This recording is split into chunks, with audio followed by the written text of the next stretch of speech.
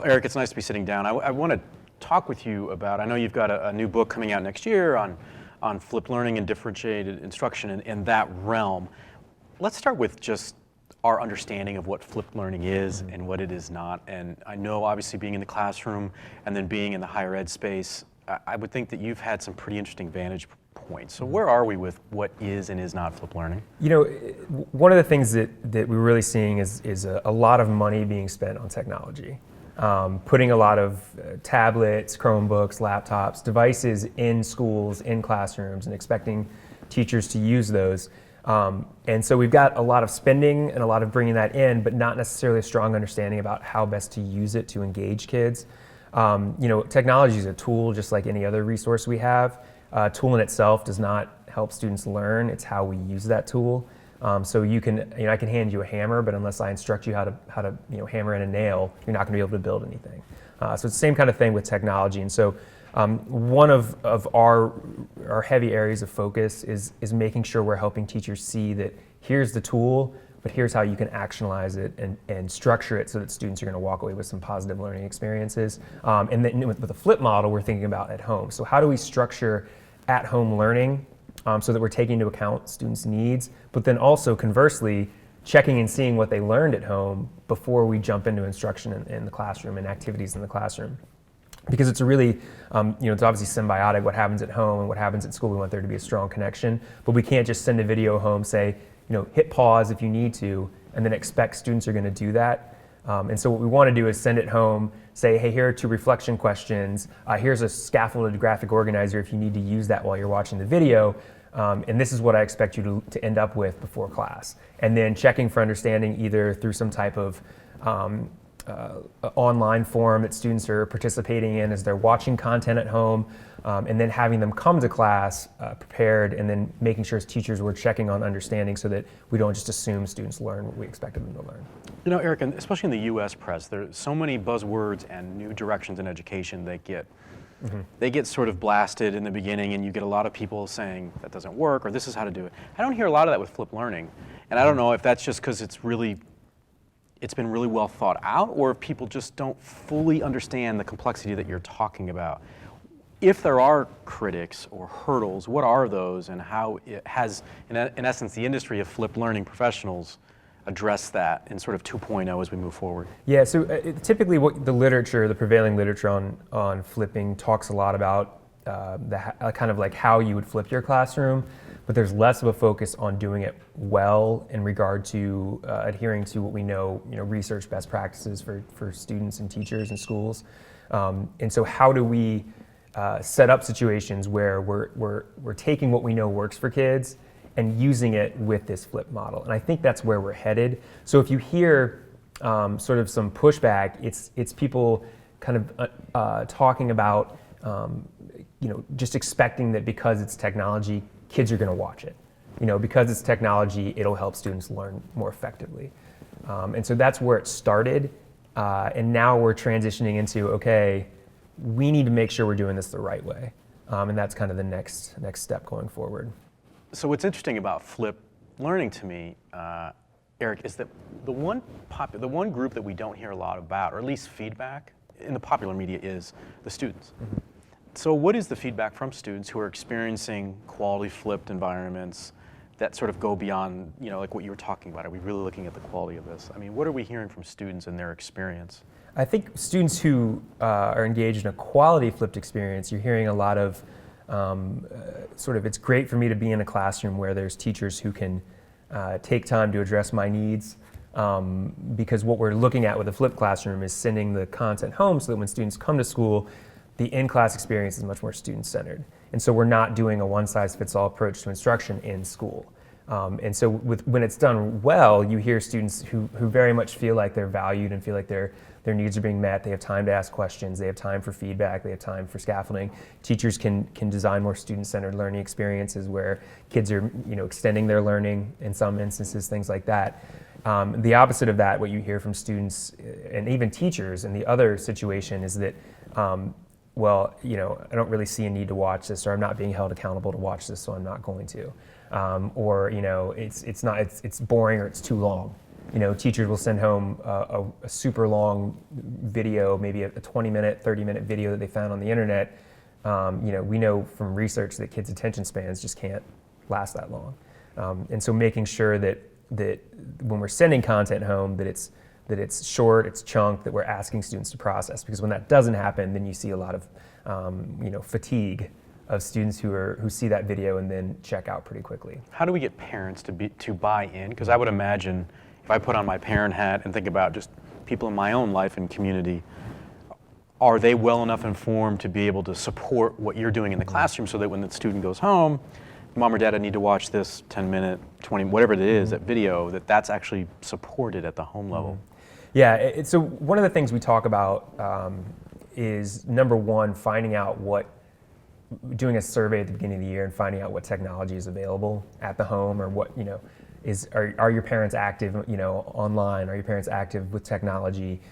Do they support your technology use at home? What devices do you have? What devices do you not have?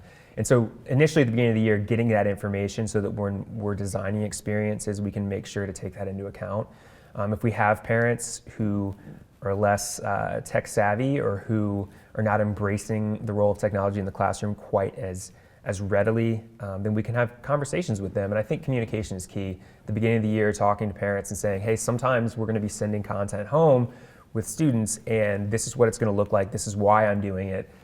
This is going to help your student, learn more effectively because. And I think, with that intro letter that we send home to parents, that intro communication, and then making sure that we're available on various media formats, social media formats for parents as well to respond to questions that come up, I think that's important.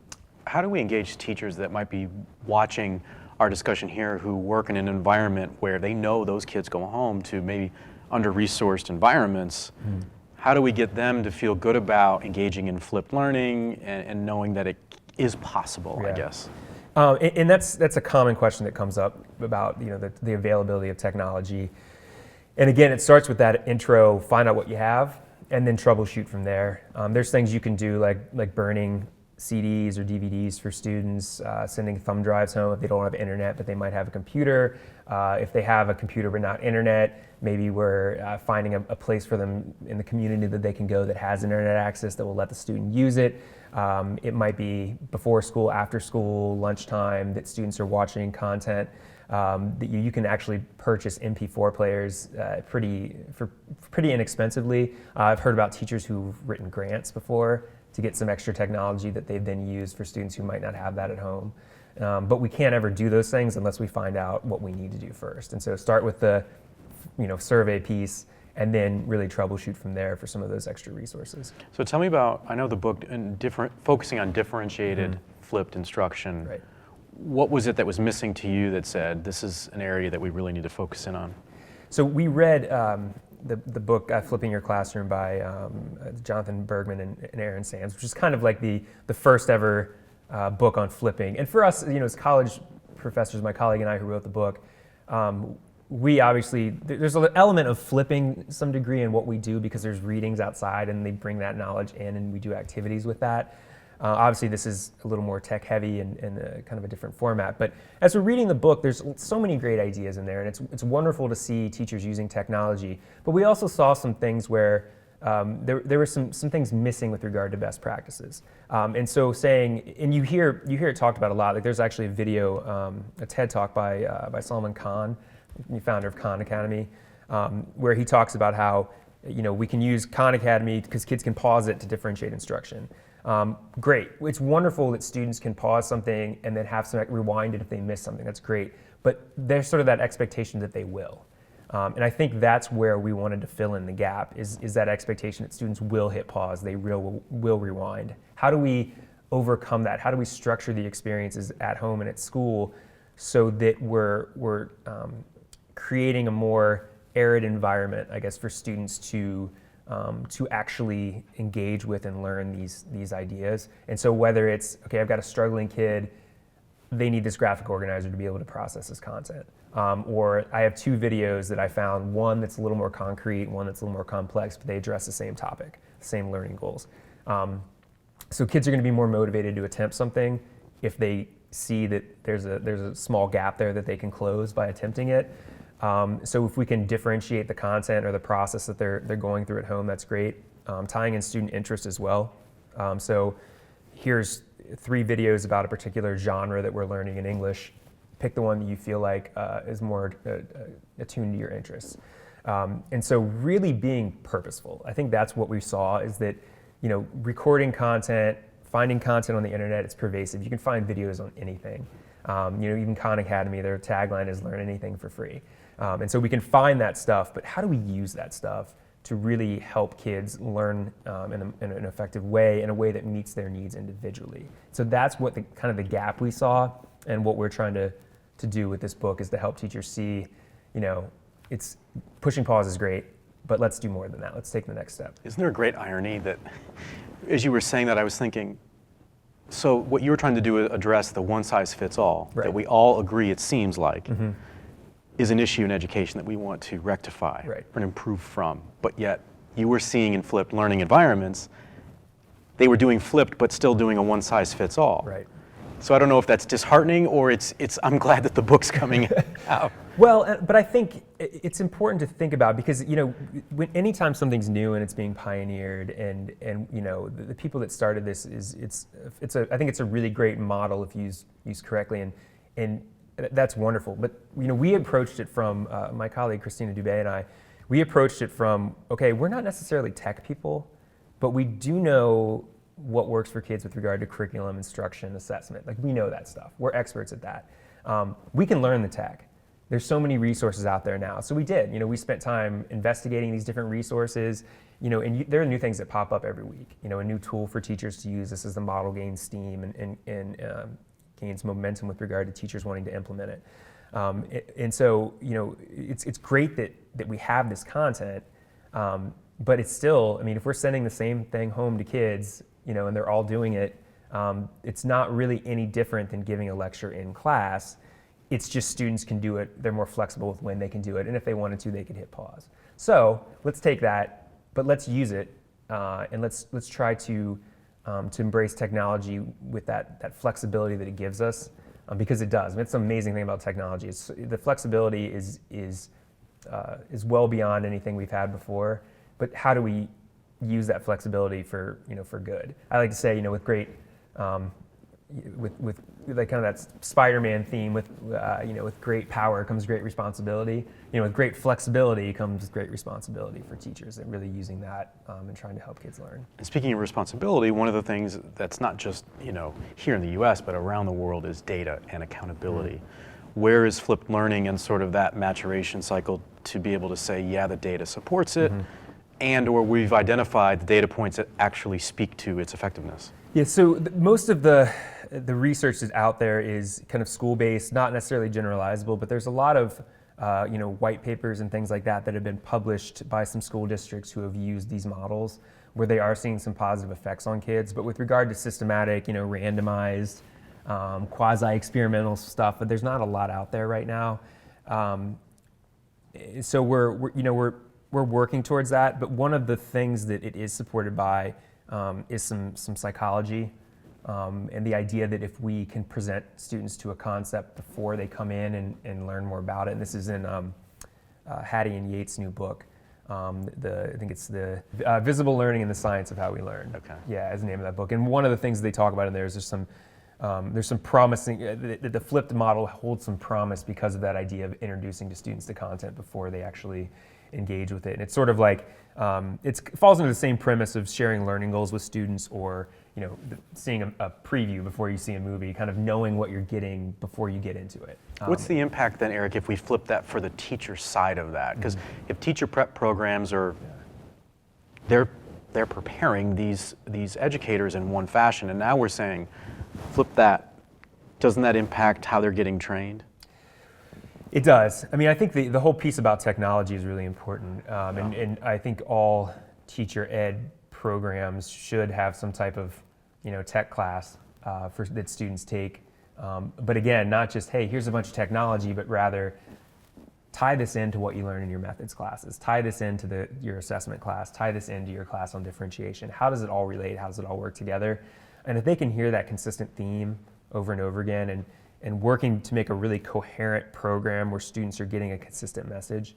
I think that's really the best way to handle that. But that tech class is so important for the kids. I mean, and making sure that it's not just like, okay, you took your tech class, now we're done. But rather, I expect to see some of those things in your student teaching. I expect to see some of those things in your lesson plans you create. And making that an expectation throughout the program, I think is important. How do we ensure that flipped learning is not a fad? One of the downsides in education is the apathy discussion about, well, things change every 30, 60, 90 days, so how much do I really need to invest in that when I have all these other boxes I need to check off, especially for a classroom educator? So how do we ensure that it's not a fad and that we don't look back in 10 years and say, oh, you were part of flipped learning, Right. you know, now we've sort of seen the results of that. How do we fight back against that? Well, I think that there is that concern because it does happen consistently with a lot of things in the classroom. We'll work with teachers. 30 years ago this was called this, and we hear that message a lot from teachers. I think one of the things we do know is that technology is changing, and the things that we can do with technology are well beyond what we thought we could 10 years ago, 5 years ago. I mean, I'm amazed. What is it, the 7th anniversary of the iPhone or something like that? And you're like, wait, what did I do before I had this? And so I think as technology becomes more pervasive, as it becomes cheaper, I think we'd be silly not to embrace what it has to offer. And you hear people talk about we're transitioning from to needing to know the answer to needing to know where to go to find the answer when it's not immediately available, and knowing that here are the tools that you can use to implement this technology and to use it as a learning device. And so the fad piece is somewhat concerning because there's so many fads in education. But I think because of the growing use of technology, that's never going to go away. I mean, I can't imagine that it will get less. I can only see it growing. But let's start now and saying, here's some things that don't go out of style in education or aren't fads, and that is these research best practices we know. And we know these things that help kids. So let's use those and tie those into the technology. That way it doesn't become a fad, it just becomes a tool. Again, like the chalkboard, like a textbook. Like when I was in school, we had those first Apple computers, or even in elementary school, I think we were still using like typewriters, when you use the keyboard. The Apple IIe, yeah. Yeah, this is the Oregon Trail, the first Oregon Trail experience. And so everything's gonna keep changing and moving along, but it's making sure that we're using those tools in an effective way. Tell me if I'm wrong. I seem to think that one of the things that we're starting to see is that maybe we want education experiences to mirror the world that young people will enter as young adults from a professional side of it. We know that adults that are in our age bracket and those that have been, obviously, that are above us or ahead of us, we're experiencing a world where it's not a 9 to 5. It's not Monday through Friday. It's continuous opportunities and learning for all of us as adults. And that maybe one opportunity to keep flipped learning from being just a fad is that it sort of supports a world like that, does it not? Because if I'm a student and I'm going home, but I'm getting a different opportunity to learn this material, I'm kind of doing what maybe mom and dad are doing, just in their own interest in their field. Yeah, no, that's a great observation. I think you're spot on with that. The idea of this, again, the flexibility that's afforded to us through technology. That's, you see people who telecommute, you see people who can respond to emails from the other side of the world. You can FaceTime, you can Skype, you can, there's all these things that are out there for people to use. And it really does mirror the real world. It mirrors that idea that learning is not this isolated thing that we want to happen in schools, and it really doesn't outside of schools, other than maybe doing some homework. We want it to mirror the idea that learning can take place anywhere at any time, and that there are tools available more than ever to help you learn things that maybe you haven't before. I mean, how many times do you talk to somebody like, oh, you installed new cabinets. How did you know how to do that? I watched a YouTube video on it, and I learned how to do it, and then I went and did it. And so we see so much more of that now, whereas in the past, I remember my dad used to have this do-it-yourself book that was like this thick, and you flip to page 900, and it's got a couple blurbs on putting cabinets in, and then they end up crooked and falling apart. But you can see this video of someone doing it step by step, taking you through it. I watched a video, this suit. This is the first time I've traveled with a suit that I did not use a suit bag, a garment bag, because I was informed that you can actually fold it into a suitcase. So I actually looked up a video on how to fold this suit into a suitcase so it would be wrinkle-free. This fashion statement brought to you by Eric By Carbaugh. the YouTube video that showed me how to fold a suit jacket and put it in a suitcase. So the learning is everywhere, and I think that it does mirror that for kids. Well, continued success. I know next year the book comes out, and it sounds like it's going to be something that people are not going to just want, but they're going to need to address and talk about how are we differentiating flipped learning. So we're doing it in a thoughtful manner. So Right. keep up the good work, Eric. Yeah, I appreciate it. We hope so. I mean, it's a kind of a labor of love for us because we do want things to be best for kids. So appreciate it.